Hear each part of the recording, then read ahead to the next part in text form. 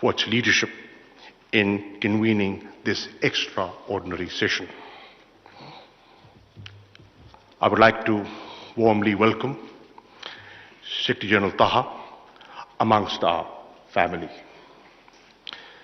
This is his first foreign ministerial meeting after his appointment as the Secretary General. He and his team also deserve appreciation for their strong support and rapid mobilization of efforts for the conference arrangements. Pakistan is also gratified by the trust reposed by the OIC membership in Pakistan to host this extraordinary session. Excellencies, your presence here today at such a short notice affirms the importance that the international community as a whole, in particular, accord to the well-being of the people of Afghanistan. For the people of Afghanistan, the significance of this gathering goes beyond mere symbolism. It is a matter of survival for them. As we speak, over half the Afghan population, 22.8 million people, a number larger than entire populations of over 2/3 of the UN member states, face food shortages. Millions of Afghan children are at risk of dying from malnutrition. This situation has been brought about to this pass by a multiplicity of factors. Prolonged drought, years of conflict, poor governance, and Afghanistan's excessive dependence on foreign aid. You would recall that Pakistan hosted the first extraordinary session of the Council of Foreign Ministers in Islamabad in January 1980. 41 years on, Pakistan is again obliged to host another extraordinary session to discuss the ongoing humanitarian crisis in the same country. It is unfortunate that the hardship and suffering of the Afghan people has not eased. The OIC, since the very beginning of Afghan crisis, has stood firmly by the people of Afghanistan. It has consistently supported the right of self-determination, of political and economic emancipation of the people of Palestine, and of the Kashmiris suffering under illegal occupation. History is our witness that this organization, even amidst major global political turbulences and crisis, has not only consistently supported the rights of the people, but also called upon the rest of the international community to act and think beyond their domestic and internal political and economic compulsions. What we face today is no different than what this organization has witnessed repeatedly. The developments in August 2021 may have altered the political landscape in Afghanistan, but they have not made the compelling needs of the Afghan people any less pressing or urgent. The World Food Programme has warned that Afghanistan could become the largest humanitarian crisis in the world. The UN Emergency Relief Coordinator, who we have the pleasure of having with us today, characterized Afghanistan as being in free fall. These are dire warnings by those with the most intimate and direct knowledge of the grave situation on the ground in Afghanistan. This is a moment to extend a collective helping hand. It is not the time to withhold support. Pakistan concurs with the UN Secretary General that humanitarian support must be provided without conditions. I am confident that I speak for the OIC membership today in reaffirming that this gathering is about the people of Afghanistan, and the only message it wishes to send is one of our unity of purpose and resolve. On its part, Pakistan has demonstrated that its approach towards Afghanistan is guided by the urgent humanitarian concerns. Notwithstanding our state of relations with India, as a special gesture of goodwill towards the Afghan people, Pakistan has decided to allow transportation of 50,000 metric tons of wheat and life-saving medicines from India to Afghanistan through the land route. This organization and the Islamic Ummah as a whole has come forward to offer its hand of partnership to the United Nations, international financial institutions, and major donors to bring to bear collective expertise in pushing against the unfolding humanitarian crisis in Afghanistan. Let me also express my gratitude to the United Nations, IFIs, regional organizations, and other members of the international community for responding positively to Pakistan's call against again in such short notice, to sit with us here in Islamabad and look for ways to alleviate the human suffering in Afghanistan. Ladies and gentlemen, as an immediate neighbor, Pakistan is a witness to and is maximally impacted by the growing humanitarian travails of Afghanistan. We cannot ignore this reality.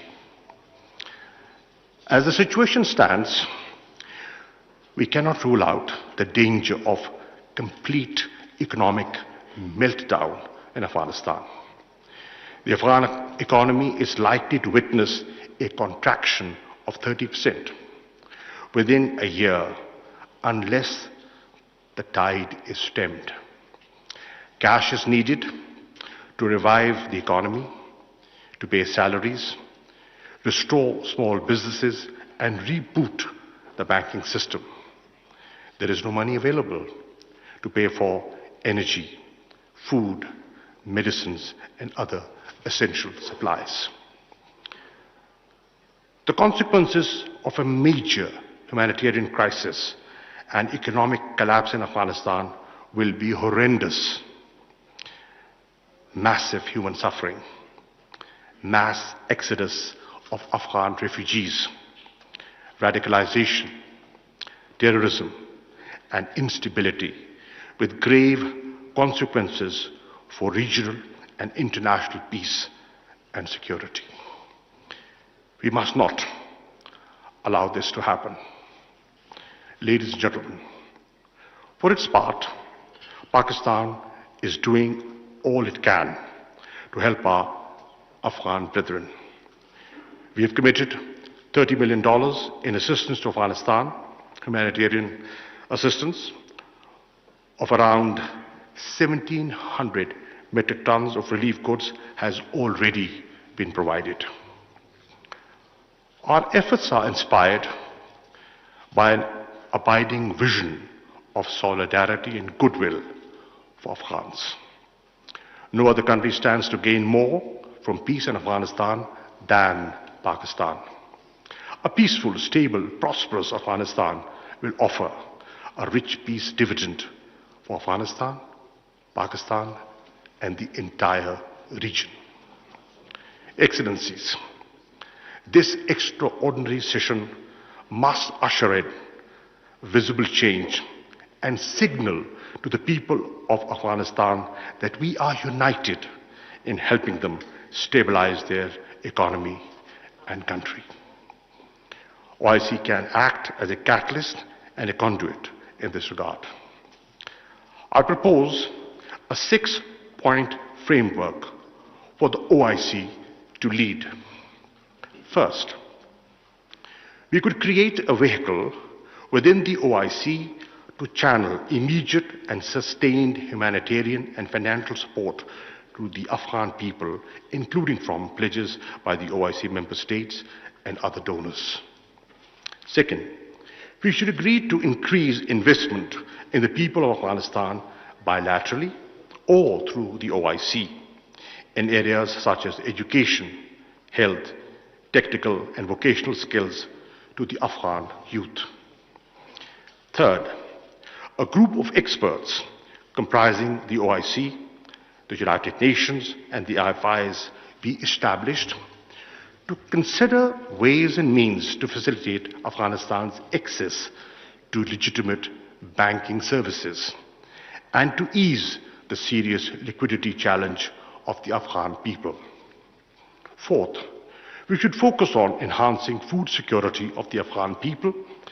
The Islamic Organization for Food Security can and must lead this effort. Fifth, invest in building capacity of Afghan institutions in countering terrorism and combating illicit trade in narcotics. Finally, engage with Afghan authorities to help meet the expectations of the international community, in particular regarding political and social inclusivity, respect for human rights, especially the rights of women and girls, and combating terrorism. Excellencies, an unprecedented opportunity to consolidate peace beacons. We must not repeat the mistakes of the past. Today, we have before us a historic chance to turn the tide. The great poet, philosopher of the East, Allama Muhammad Iqbal, characterized Afghanistan as a pivot for peace, stability and prosperity for the entire region. This extraordinary session offers us the platform to recommit ourselves to the vision of restoring Afghanistan as the beating heart of Asia. We must seize this historic opportunity. I thank you.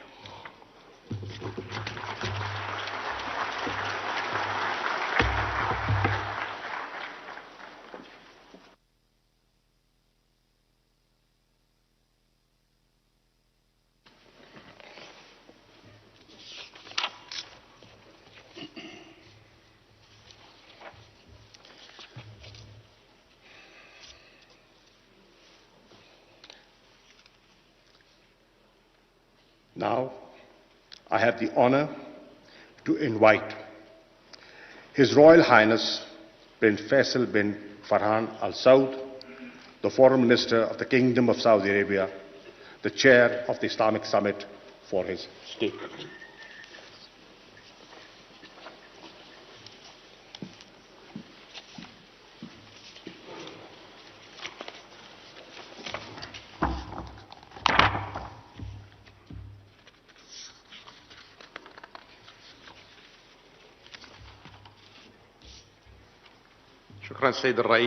Thank you, Mr. Chairman. May God most gracious, most bountiful, and peace and blessings be upon the noble Prophet and his king and companion, Your Excellency Mr. Imran Khan, Prime Minister of the Islamic Republic of Pakistan, His Excellency Muhammad Shah, Minister of Foreign Affairs of the Islamic Republic of Pakistan, Your Excellencies and Highnesses, the Honorable Ministers, Honorable Secretary General of the OIC, Honorable Ladies and Gentlemen, Honorable Participants, Assalamu alaikum wa barakatuh. Allow me first of all to extend our heartfelt thanks and appreciation to the government of the Islamic Republic of Pakistan and to its people for their warm hospitality in this important meeting and for the excellent arrangements for this meeting despite the shortage of notice. I wish also to express due thanks to for the efforts of the Honourable Brothers from the General Secretariat and for the excellent arrangements from the General Secretariat. In this respect, I would like to congratulate His Excellency the Secretary General. He is taking his office at the head of the Honourable General Secretariat. Your Excellencies, the Kingdom of Saudi Arabia, based on its full commitment to joint action and as chair of the 4th Islamic Summit Conference has called for this 17th session of the extraordinary session in response to the hardships faced by the Afghani people, particularly with the approach of the winter season and the sufferings met by the children and old people that need urgent support and help, particularly with bearing in mind the economic difficulties that have caused not only a humanitarian crisis but can lead to further instability and impact both regional and international peace. Your Excellencies, we are committed to convene today under the umbrella of the OIC this long-time organization based on principled goals and objectives of the noble Islamic faith that involve peace, security and extending help to the needy, middle of the road action and rejecting all kinds of manifestations of terrorism. Our joint action under the umbrella of the OIC, this OIC that represents 2/3 of the world community, represents action that is based on coordination for the benefit of peace and security and the peace of the world. Our meeting expresses our solidarity to the Afghani people and sends a message to the international community of the importance for immediate action to put an end to the degraded situation in Afghanistan. Your Excellencies and Highnesses, Mr. Chairman, the sufferings of the Afghani people have lasted for too long, and the Afghani people have faced instability and lack of peace, and we witness the action of the Afghani people to put an end to this tragedy, and this calls for communal action between all parties and rejection of all forms and manifestations of segregation and terrorism and extremism, bearing in mind the need to respect human rights and the rights of women as assured by the Islamic Sharia. The unity of the Afghani people is the proper way towards security and rejecting outside intervention. The Kingdom of Saudi Arabia aims to help towards the proper findings and outcomes of this meeting to extend urgent assistance to the Afghani people under the leadership of the organization and the help of the various international bodies and organizations, including the Islamic Solidarity Fund and the ISESCO and the initiative of food supplies assistance for the Afghani people and the various international financial institutions and international community to reach out to the Afghani people and alleviate their sufferings. Let our organization play a major role in this respect. The Kingdom urges the member states of the OIC and the members of the other international organizations to partake in extending the necessary humanitarian support to the Afghani people and to prevent the degradation of the economic situation in Afghanistan. The Kingdom has extended over the past decades support to various humanitarian works for the benefit of the Afghani people. Our help has extended 1 billion Saudi riyals, and we have held bridges and airlifted support, food supplies to the Afghani people through the Center of King Salman for human support for the benefit of the Afghani people. Your Excellencies and Highnesses, Afghanistan stands today once again at the crossroads with a situation that could lead to chaos, that would adversely impact all concerned, both regionally and internationally. And this reflects the importance for us to put in further efforts through our Islamic action to overcome the difficulties and the responsibilities placed upon the shoulders of the international community to work together to achieve this by support and further coordination and cooperation for the benefit of Afghanistan towards better future. The Kingdom also condemns the terrorist actions that targeted minorities in Afghanistan, that constitute components of the Afghani people, and we wish to promote peace and security, and this requires a cooperative action at the level of the international community. In conclusion, I wish to express once again that the hope that our meeting today will come out with proper resolutions, recommendations that would alleviate the humanitarian crisis witnessed by the Afghani people and to promote security and stability both regionally and internationally. I should express once again due thanks to the Islamic Republic of Pakistan for hosting us and for the commendable efforts put in for the benefit of the meeting. Due thanks to the Secretary General and to all the participants. Wassalamu alaikum. Thank you, my brother, for this very important statement of yours. I now request His Excellency Mr. Hussein Brahim Taha, Secretary General of the Organization of Islamic Cooperation, to deliver his statement.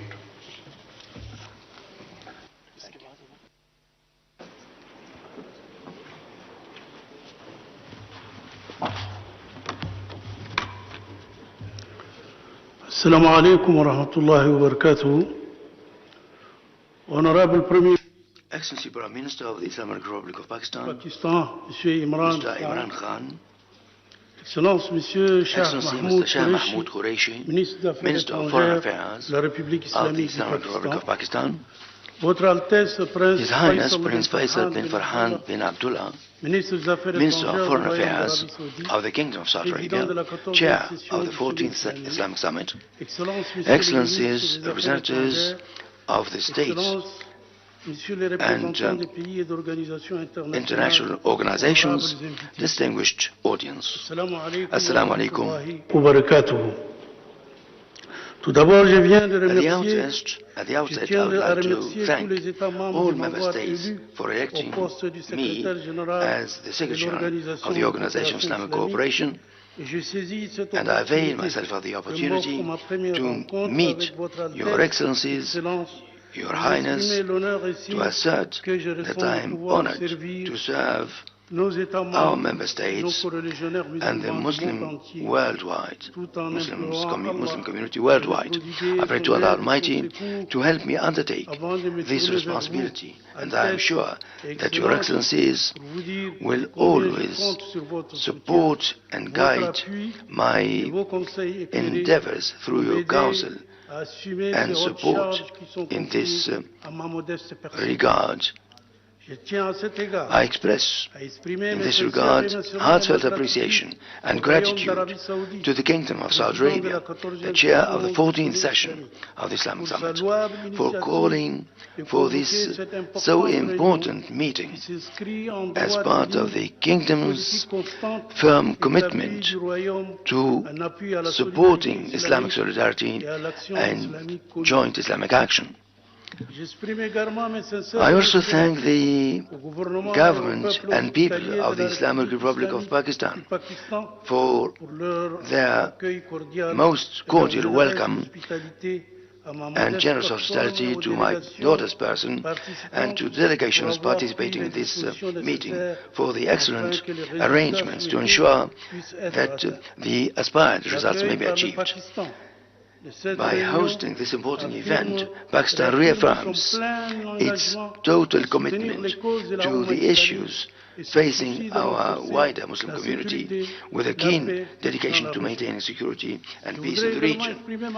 I would like also to express gratitude to you, all excellencies, for attending this meeting and for taking the hardship to join us despite the travel complications related to the coronavirus with its new variant Omicron.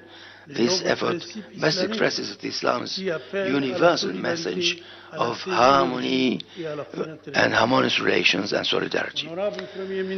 Honorable Prime Minister, we view this meeting as a very important event in support of the Afghan people. All the more so because the issue of Afghanistan has been high on the OIC's agenda for decades. The organization has always taken strong positions supportive of this member country. The OIC General Secretariat has been following the unfolding events in Afghanistan with great interest, being fully committed to the region's peace, security, stability and development.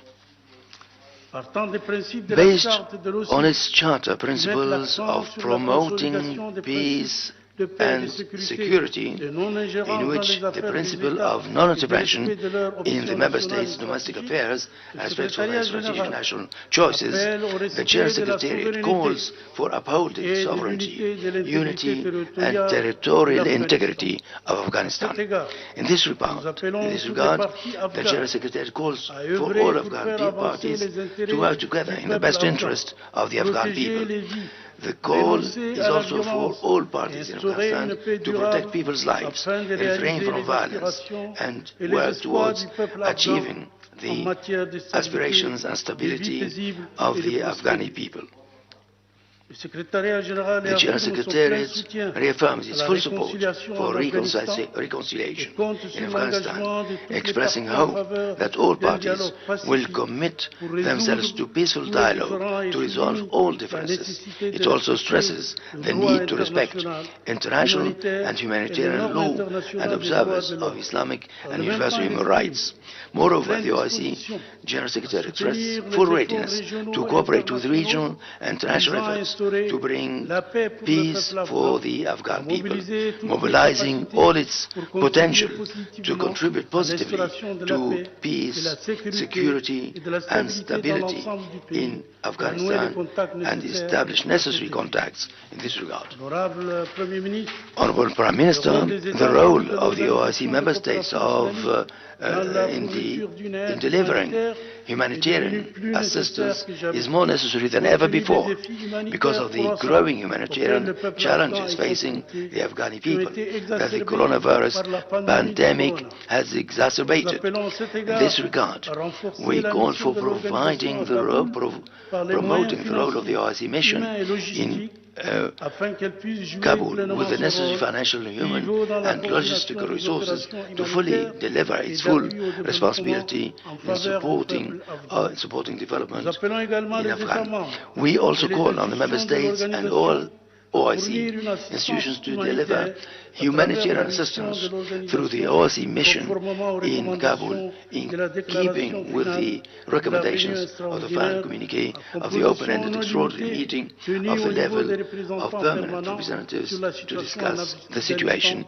in Afghanistan held at the OIC headquarters in Jeddah in 2021. In this regard, we commend the humanitarian assistance provided by some member states to the Afghan people, including the airlift launched by the Kingdom of Saudi Arabia simultaneously with the beginning of this conference. In this regard, we also call on all parties concerned in Afghanistan to cooperate fully with the OIC's mission in Kabul to create favorable conditions for civilian safety and security, and enabling humanitarian institutions to provide relief to affected populations in Afghanistan.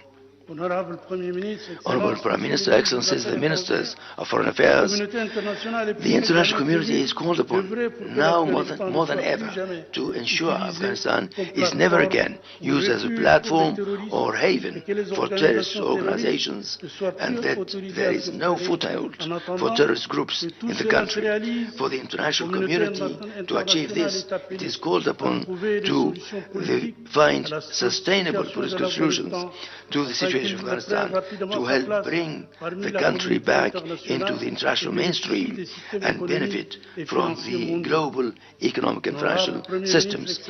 Honorable Prime Minister, Honorable Foreign Ministers, in conclusion, I would like to reaffirm the full support of the OIC's General Secretariat for regional and international efforts to bring stability to Afghanistan.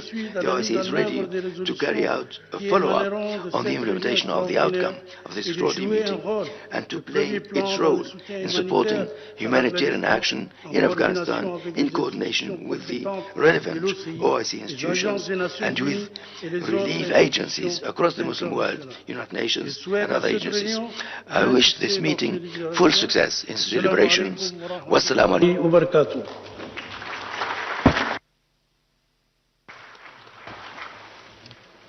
Thank you, Secretary General, for your kind remarks. I now request His Excellency Mr. Mevlut Çavuşoğlu, Foreign Minister of the Republic of Turkey, to deliver a statement. He will speak on behalf of the Asia Group of the OIC member states.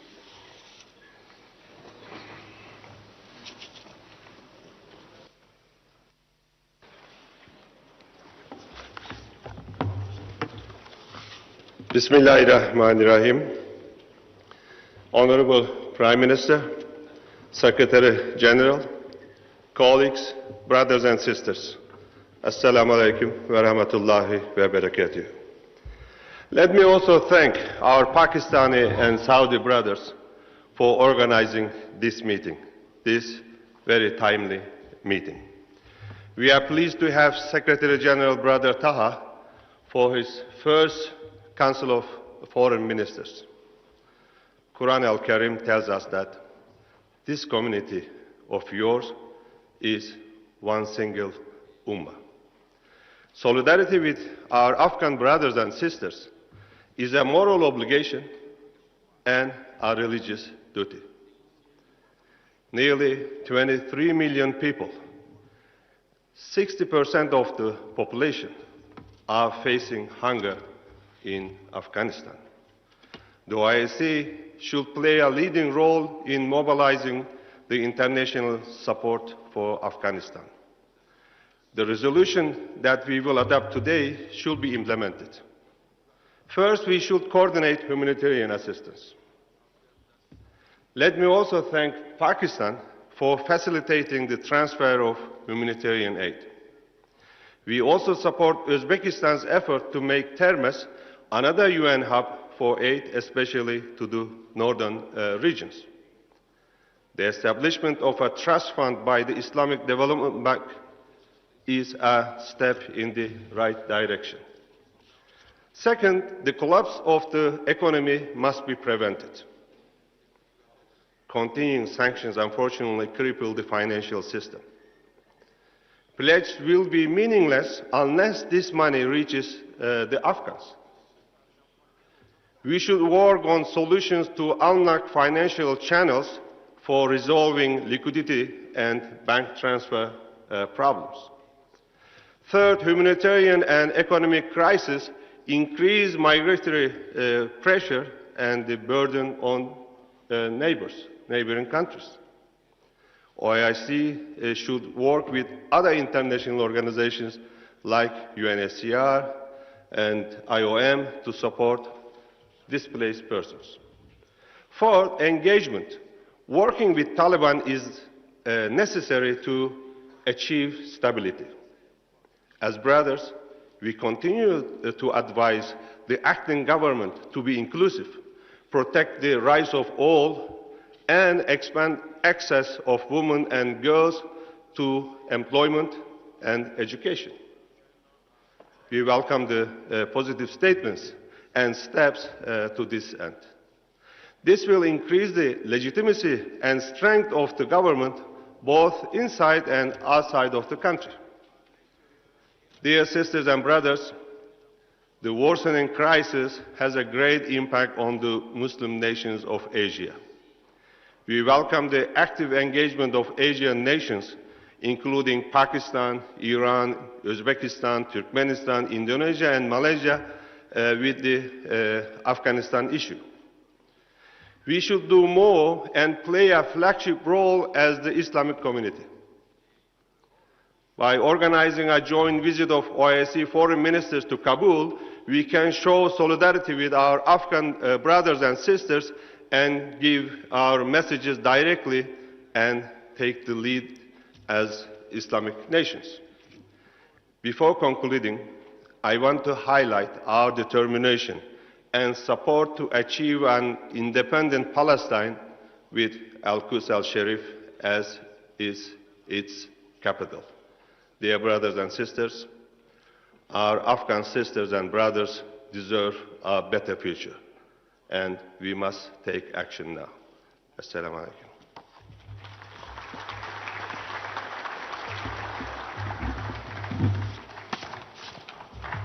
Thank you, Brother Bevlut, for your insightful remarks. I now request His Excellency Ayman Safti, the Foreign Minister of the Kingdom of Jordan, to deliver his statement. He will speak on behalf of the Arab group of the OIC member states.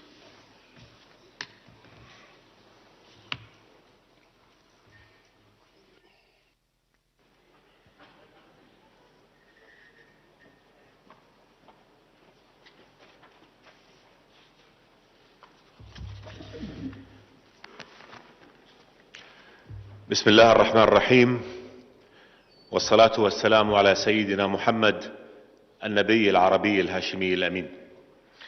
دولة رئيس وزراء جمهورية باكستان. The Prime Minister of the Islamic Republic of Pakistan, Imran Khan, Your Excellency, the Foreign Minister of the Islamic Republic of Pakistan, Shahbaz Mahmood Qureshi, Your Excellency, Your Highness, the Minister of Foreign Affairs, Amir Faisal bin Farhan of the Kingdom of Saudi Arabia, and Your Excellency, the Secretary General of the OIC, Mr. Hussein Ibrahim Taha, Excellencies, Assalamu alaikum wa barakatuh.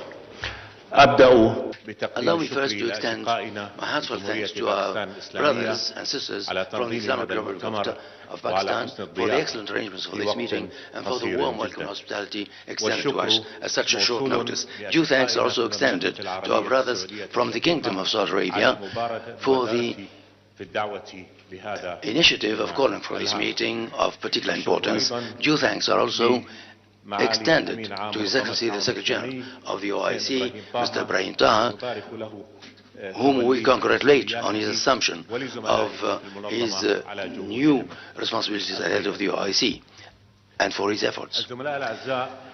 Your Excellencies and dear brothers, within the chaos that Afghanistan witnessed over the past years, obscurity spread all across the country and brought sufferings to the Afghani people, and the fees were paid by the Islamic Afghani people and by other Muslim people across the world. Today, Afghanistan stands at a crossroads, either to further work and degrade and continue the conflicts that will bring further sufferings and will allow the return of the terrorist groups and their dangers for the world at large, or we should start a new path of rebuilding or reconsideration that would be observant of the rights of the Afghani people to dignity in line with the principles and laws of the Islamic faith, enabling the Afghani people of all segments, men and women, to the right to education, to work, and other human rights, and for all who live in Afghanistan to have their full rights and to prevent any resurgence of terrorism and terrorists. Either, therefore, a catastrophe of chaos and obscurity, or the fruits of rebuilding and reconsolidation of our efforts in line with the principles of our noble faith for the benefit of peace, equality, and justice and tolerance.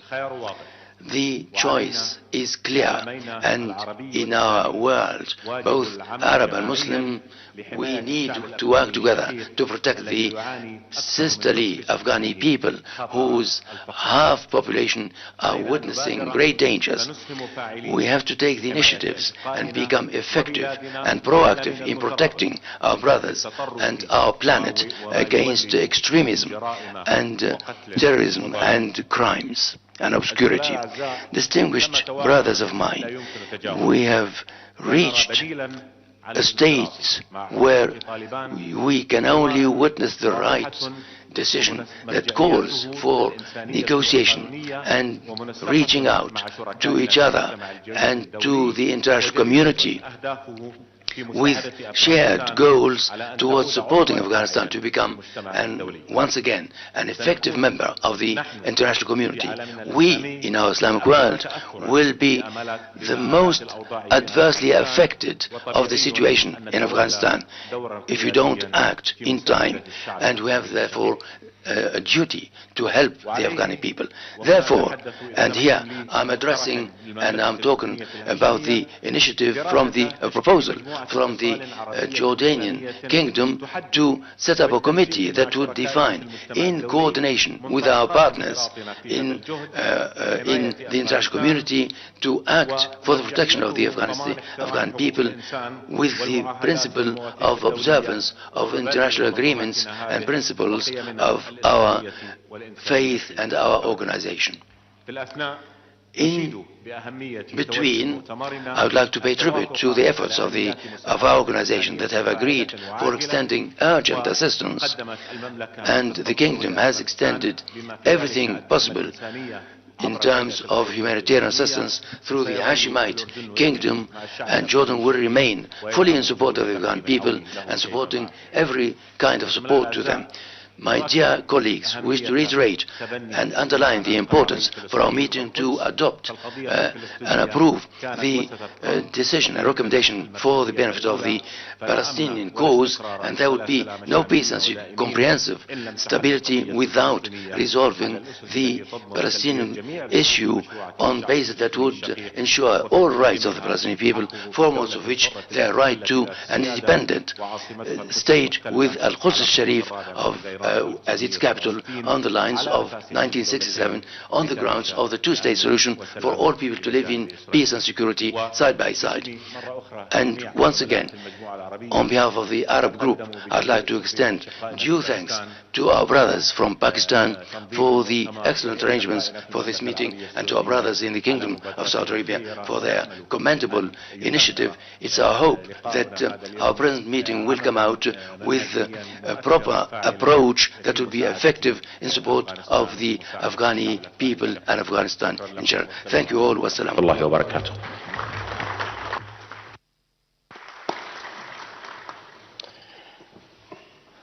Thank you, Excellency, for your statement.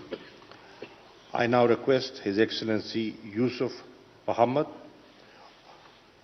Foreign Minister of the Republic of Niger, to deliver his remarks. He will speak on behalf of the African group of the OIC member states.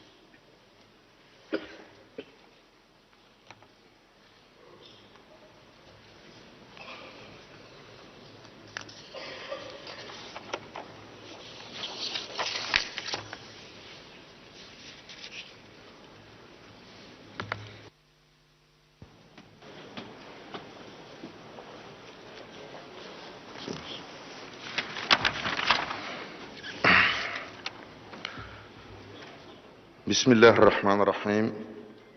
Son Excellence, Monsieur le Premier ministre de la République islamique du Pakistan, Altesse royale, Excellences, Mesdames et Messieurs les ministres,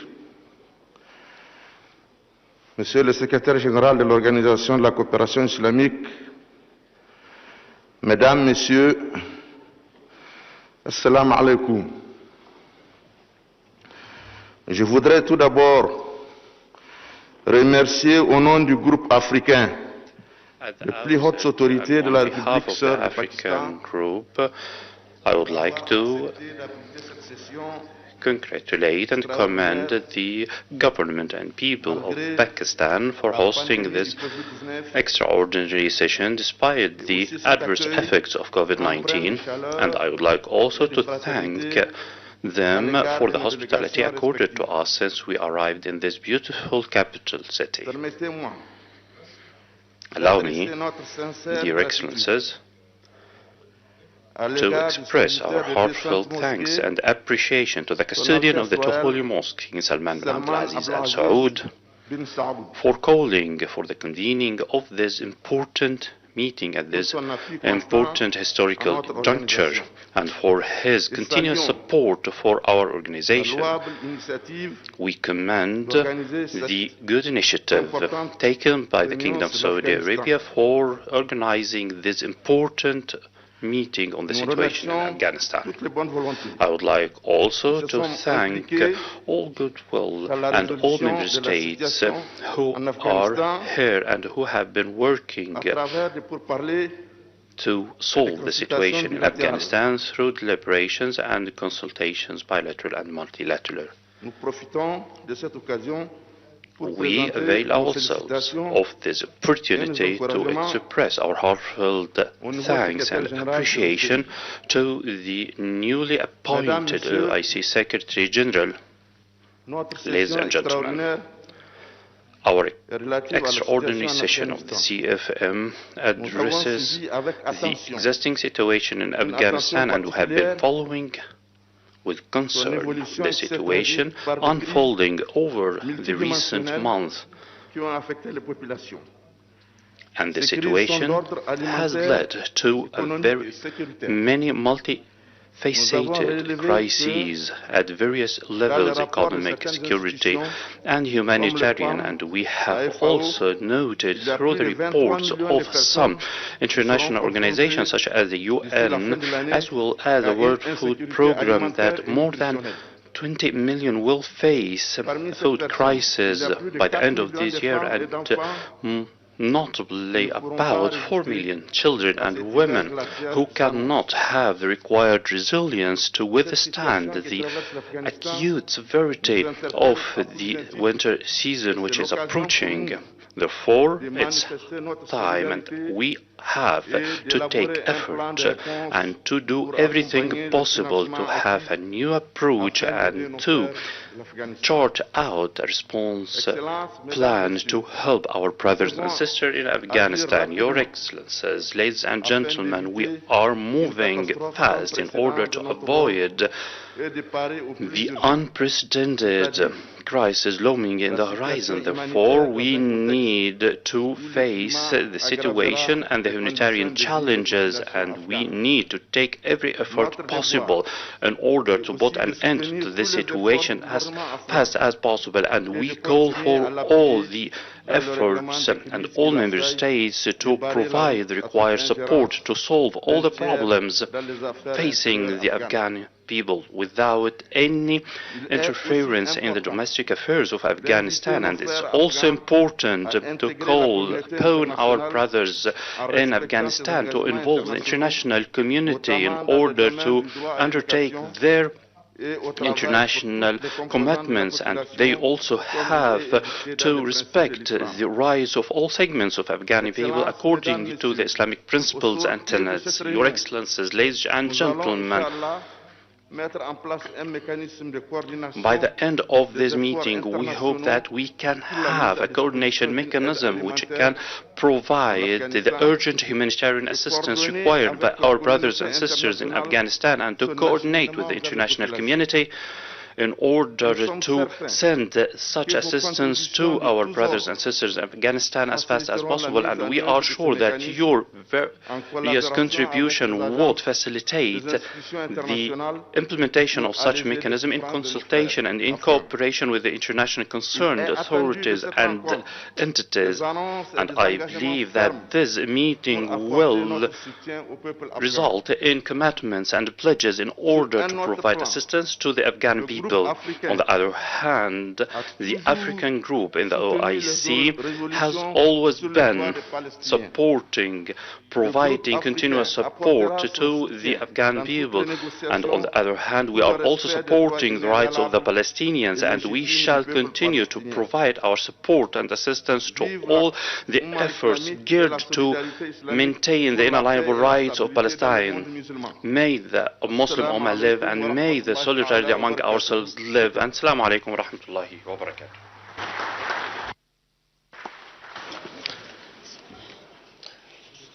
Thank you, Excellency, for your statement. I will now request Dr. Muhammad Suleiman Al-Jasir, Chairman of the Islamic Development Bank Group, to come to the rostrum and deliver his statement.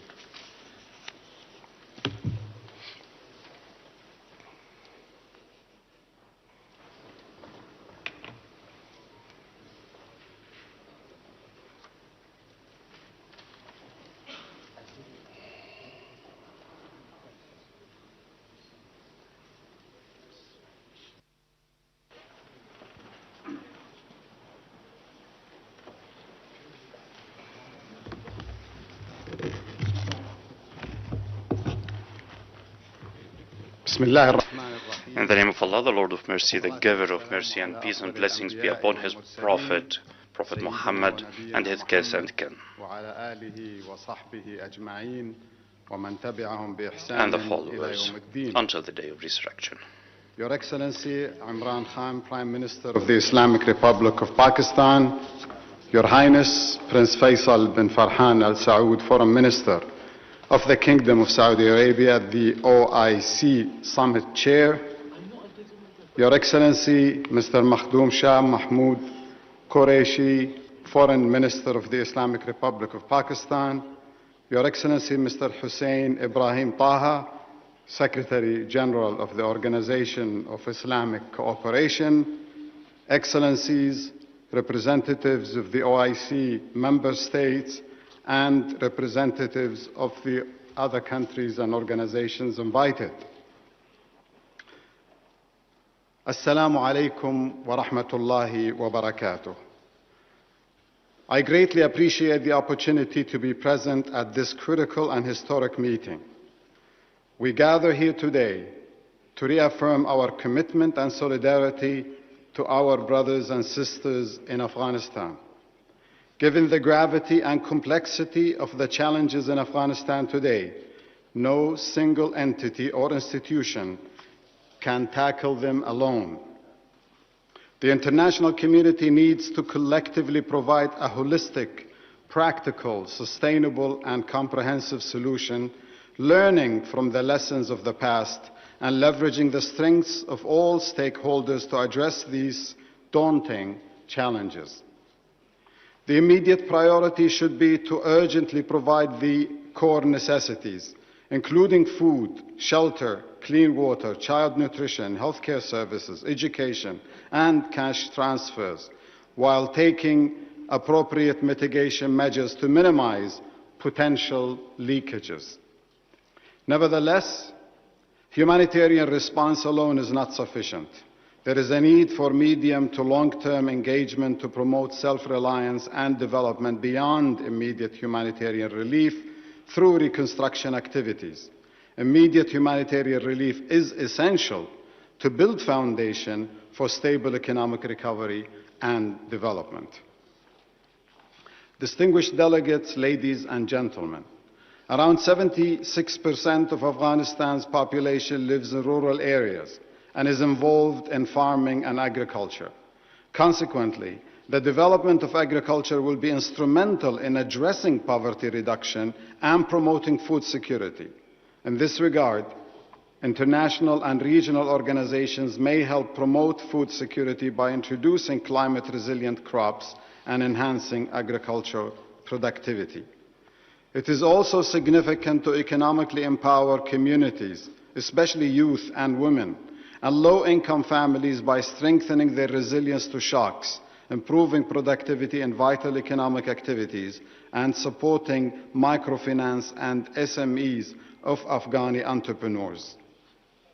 Ladies and gentlemen, since 1975, the Islamic Development Bank has established itself as a trustworthy AAA-rated multilateral development bank and South-South partner.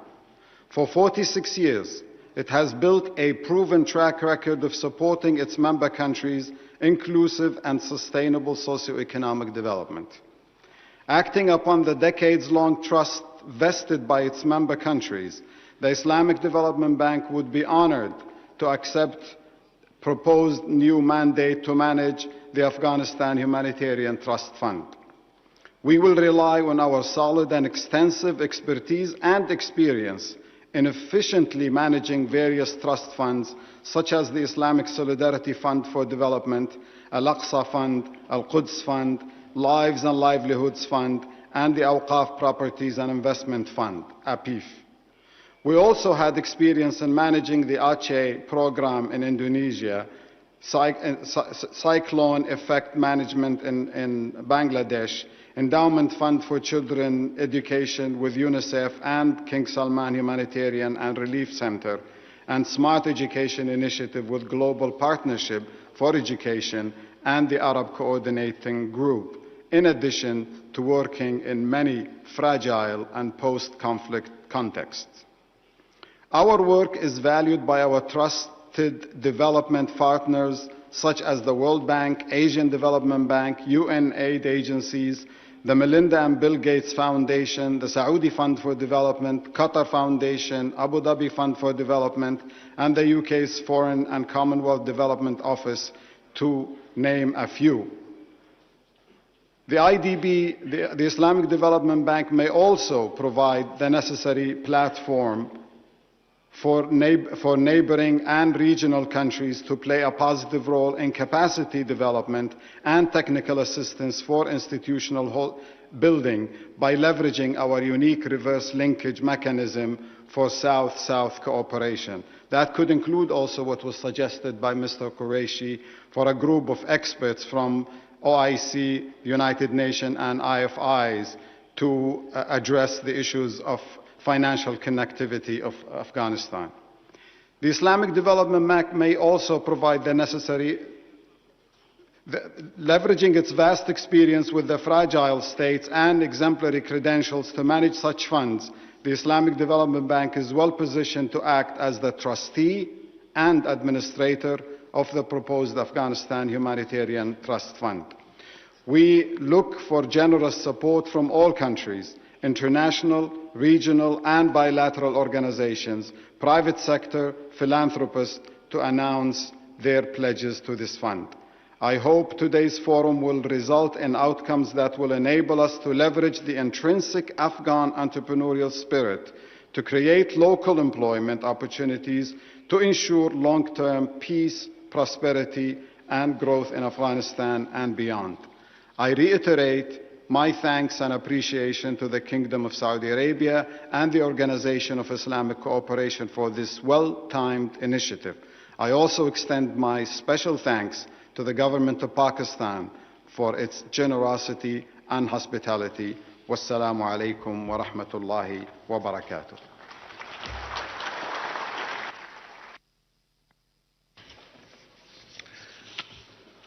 I thank Chairman Dr. Mohammed Salman Al Jasser for his remarks and contributions to our discussions. I will now request Mr. Martin Griffiths, Under-Secretary General for Humanitarian Affairs and Emergency Relief Coordinator, UN Office for the Coordination of Humanitarian Affairs, OCHA, who is representing UN Secretary General, Mr. Guterres, to come to the rostrum and deliver his remarks.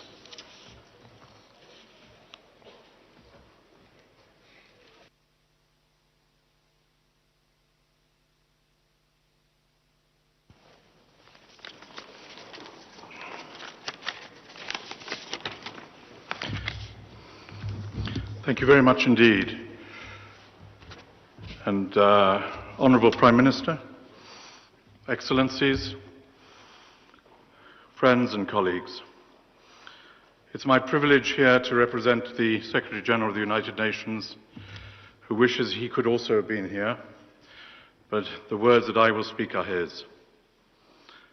As the Honourable Minister of Pakistan has already said, I have spoken elsewhere of the fact that Afghanistan's economy is now in free fall, and that if we don't act decisively and with compassion, I fear that this fall will pull down the entire population with it. 23 million people are already facing hunger. Health facilities are overflowing with malnourished children. Some 70% of teachers are not getting paid, and millions of children, Afghanistan's future, are out of school. The value of the Afghani currency is plummeting. Trade is damaged by the lack of confidence in the financial sector, as we have heard, and the space for borrowing and investment has constricted dramatically. So the need for liquidity and stabilization of the banking system, again, as we have heard from a number of speakers, is now urgent, not only to save the lives of the Afghan people, but also to enable humanitarian organizations to respond and operate effectively. I welcome the decision by the World Bank's Afghanistan Reconstruction Trust Fund to transfer $280 million by the end of December to UNICEF and the World Food Programme. This step should be followed by reprogramming of the whole fund to support the people of Afghanistan this winter. Families simply do not have the cash for everyday transactions, while prices for key commodities continue to rise. The cost of wheat and fuel are up by around 40%, and food now accounts for more than 80% of average household expenditure. Basic social services that all Afghans depend on are collapsing as international development support, upon which the country has depended for so long, has frozen up. By the middle of next year, as estimated by UNDP, universal poverty may reach 97% of the population of Afghanistan. That could be the next grim milestone. Within a year, 30% of Afghanistan's GDP could be lost altogether, could be, while male unemployment may double to 29%. The Organization of Islamic Cooperation is coming today together to express the willingness, as we have heard, to help avert this disaster and to contribute to the humanitarian endeavor. And I am here to say, Excellencies, that the United Nations stands firmly with you and your efforts and your plans, and both of us in solidarity with the people of Afghanistan. Next year, the United Nations will seek funding for the largest ever appeal for humanitarian assistance for a country, an annual appeal of about $4.5 billion to help the most vulnerable in Afghanistan with life-saving assistance. But our plan is a stopgap measure for over 21 million people who need that assistance. Of course, it must be funded as a matter of priority. But the crisis is huge. The humanitarian response is effective and it continues to scale up. And thanks to generous donor support, the Afghanistan response plan for 2021 was fully funded, a unique achievement in these years. But going forward, we need more than this. Afghanistan will not get through the winter on emergency aid alone, again, as has been said by previous speakers. We also need flexible donor funding that can be used to ensure salaries for public sector workers and support to basic services such as health, education, electricity, livelihoods, to allow the people of Afghanistan some chance to get through this winter and some encouragement to remain home with their families. Going forward, we also need constructive engagement with the de facto authorities in a process of meaningful dialogue to clarify what we expect of each other. The consequences of inaction on these three fronts are clear, and the three fronts are emergency assistance, flexible funding, and an engagement to be clear about what we expect from each other. And if we do not act fast on these three fronts, we know that we risk the collapse of this great country, and people will run out of hope, and the region, and indeed the world, will see destabilization increase with all the consequences that we have seen so clearly in history. Honourable Prime Minister, we're gathered here today at a moment of exceptional gravity for the people of Afghanistan. We have the advantage of being forewarned of the fate that awaits them if we do not act. We have the responsibility, because we are forewarned, knowing that if we do not act with urgency and with a collective will, there will be a terrible reckoning. We have that chance.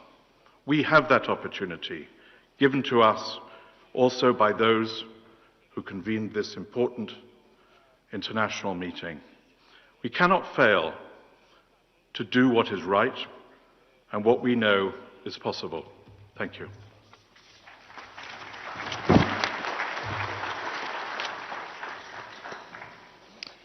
I thank UN Under-Secretary General Martin Griffiths for his contribution to our deliberations.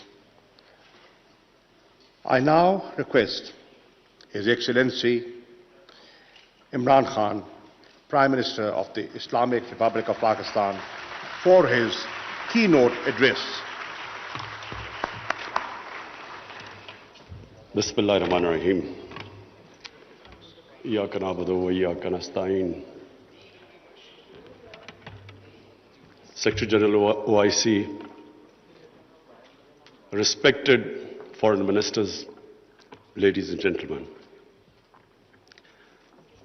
First of all, let me welcome all of you to Pakistan.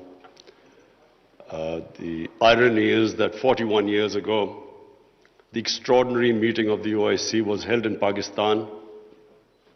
It was discussing Afghanistan. And since then, all the troubles of Afghanistan started. No country has suffered as much as Afghanistan. 40 years of conflict. And then add to it recently prolonged drought, 75% of the people living off the land. And then, even before 15th of August, half the population below the poverty line. Years of corrupt governance. 75% of the budget supported by foreign aid. Now, a country in this situation, after 15th August, if the foreign aid dries up, their foreign reserves get frozen, banking system freezes, any country is going to collapse, let alone Afghanistan, which has suffered for the past 40 years. So I'm really glad all the speakers before me mentioned the gravity of the situation.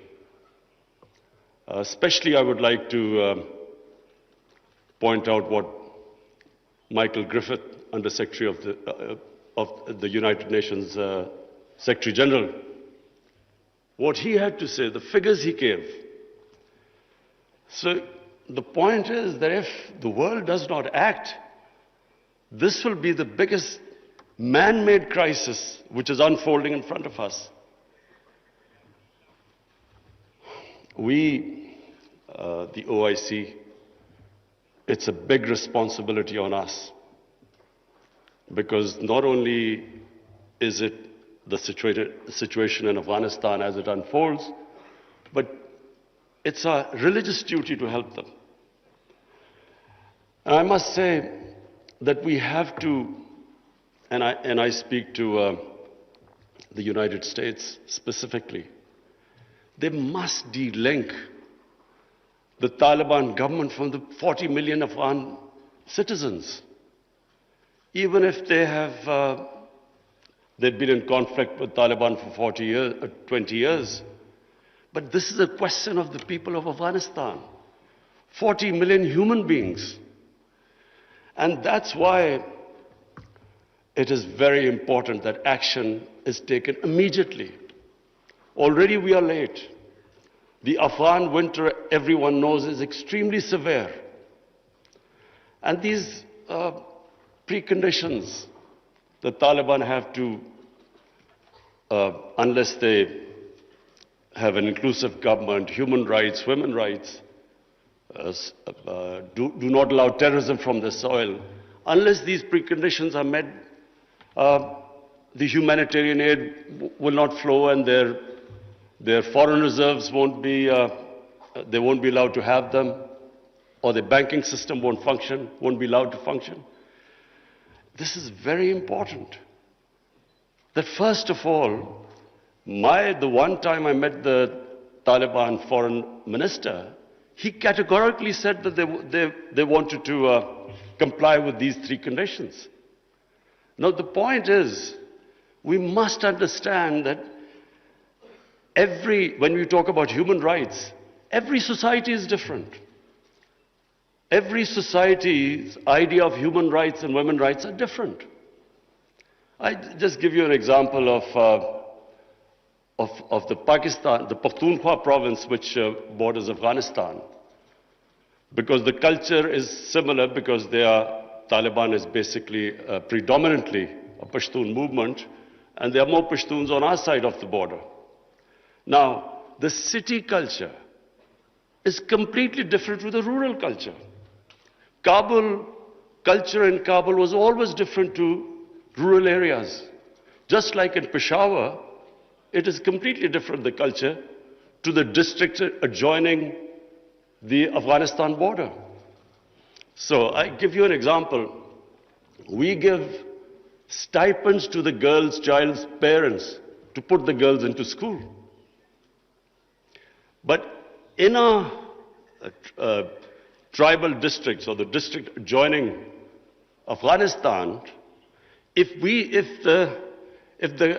are not sensitive to the cultural norms of those people, even with stipends, they won't send the girls to school. But if we are sensitive to their cultural norms, without stipends, they're willing to send the girls to school. So this sensitivity, I'm afraid, when we are talking about human rights and women's rights, we have to be sensitive about this. But my big worry is that unless action is taken immediately, and I mean immediately, because we've been saying this for now 2-3 months, unless action is taken immediately, Afghanistan is heading for chaos. Any government, when it can't pay its salaries of its public servants, hospital, doctors, nurses, any government is going to collapse. But chaos suits no one. It certainly does not suit the United States. Because what if there's chaos there, and chaos means the inability, if the Afghan government does not have the ability to fight terrorism. And we know ISIL is now a threat. It has been a threat. We have had attacks from Afghan border, from ISIL into Pakistan. So the only way you can control what is, and ISIL is capable of international terrorism. And the only reason you can deal with it is if there's a stable Afghan government. And same with Pakistan. Our worry is, and remember, Pakistan lost 80,000 people. We were the biggest collateral damage of the Afghan war. Our economy was shattered. Over $100 billion lost to the economy. 3.5 million people internally displaced. Well, the last thing we want is chaos in Afghanistan, more refugees. We already have over 3 billion Afghan refugees. To date, we have 234,000 Afghans who've overstayed their visa because their situation in Afghanistan means they can't go back. And remember, this is a country, like most developing countries, who are suffering from the fallout of the coronavirus. COVID-19, we're all suffering from the impact it has had on world economies. So we are in no position to deal with this, another influx of refugees and terrorism. So my request to the international community, to the United States specifically, I know the Europeans are extremely sensitive. They understand the situation. There's a refugee problem not just in Europe, all over the world.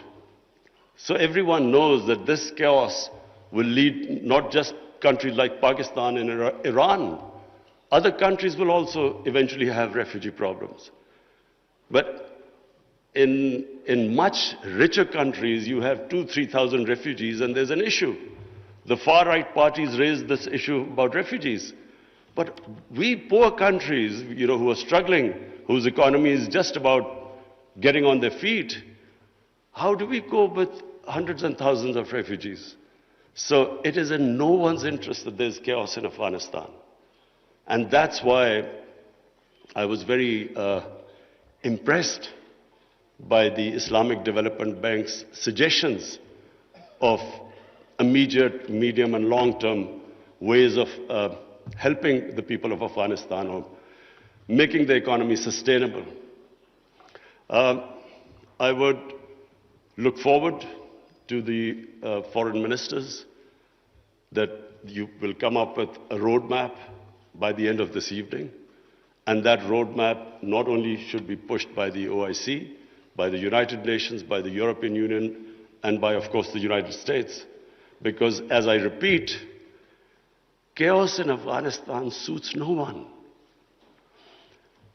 And finally, because I have this platform of the OIC foreign ministers, I would just raise two more points. One is Palestine and Kashmir. The people of Palestine and Kashmir look to us. They want to see a unified response from us about their human rights, about their democratic rights, rights which United Nations Security Council resolutions have given them, and unfortunately not implemented. We should, on every forum, raise our voices and a unified stance. And lastly, I want to talk about Islamophobia. Unfortunately, the refugee crisis in Western countries has exacerbated Islamophobia. Islamophobia really started reaching a dangerous levels after 9/11, when terrorism and Islam were connected, when terms like radical Islam came. They connected somehow. Islam was responsible for terrorism and radicalization.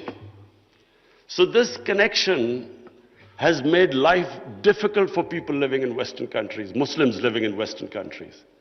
The man in the street in the West cannot distinguish between what is a moderate Muslim and what is a radical Muslim. So you have stuff like in New Zealand, a man walks into a mosque and shoots 50 people. It's because this term, radical Islam, Islamic terrorism, they have to be delinked. And secondly, the reason for Islamophobia is people in the West do not understand when our Prophet Muhammad sallallahu alaihi wasallam is mocked or ridiculed or insulted, they can't understand the reaction amongst the Muslims because their attitude to religion is different to ours. So it's very important for the OIC to play its part in explaining to the Western world on forums like European Union, United Nations, their think tanks, making them understand, rather than this gap growing between Muslims and non-Muslims because of inability to understand Islam, it is our responsibility in the OIC that we make them understand. We have in Pakistan formed an authority, it's called Rahmatul Alameen Authority. The purpose is to have top Pakistani scholars in this authority who coordinate with Muslim scholars all over the world. And one of the objectives of this Rahmatul Alameen Authority is that there should be a considered intellectual response when things like a cartoon appears insulting our Holy Prophet, peace be upon him. There should be a proper response from scholars to make them understand why Muslims react, that the love and reverence we have for our Holy Prophet, peace be upon him, because they don't understand this. And secondly, to make them understand that our Holy Prophet was called Rahmatul Alameen. He was to bring mercy for mankind. He was not called Rahmatul Muslimeen. He was not just for Muslims. Just like our God, Allah, is God of all human beings. So, our Prophet united human beings. His whole message was of love. But this is not, the people in the West do not understand this. There is so much propaganda against Islam. And unfortunately, we do not have a coherent and an intellectual, scholarly response to this. So one objective of this authority is to, in coordination with all the Muslim scholars, we will respond, and we would like the OIC Secretary General also to know about this response. We will consult you. And whenever anything happens, there should be a proper response to that. But secondly, it's also for my own country, because we feel that we can raise the morality and the ethics of our society by making people understand the seerat of the Prophet, his teachings, to raise the ethical standards in our country. And at the same time, unite our people. Because unfortunately, religion is used by elements in our society to divide people, spread hatred. The whole idea is to unite human beings under the teachings of our Prophet. So finally, I again welcome all of you. I hope we have a very productive session this afternoon, and then we come up with a very coherent a strategy which I said immediate, medium-term and long-term, how to get Afghanistan out of this crisis. Thank you.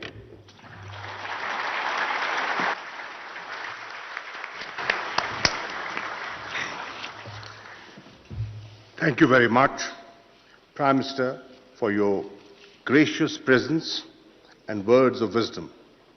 I'm sure the House values your thought-provoking address and candor. Your remarks comprehensively covered all important dimensions of today's topic and would guide the proceedings of this extraordinary session. We will now take a break for 10 minutes. Now, the session will resume after 10 minutes, as the next segment would be off-camera. Media personnel and guests in the galleries are kindly requested to leave.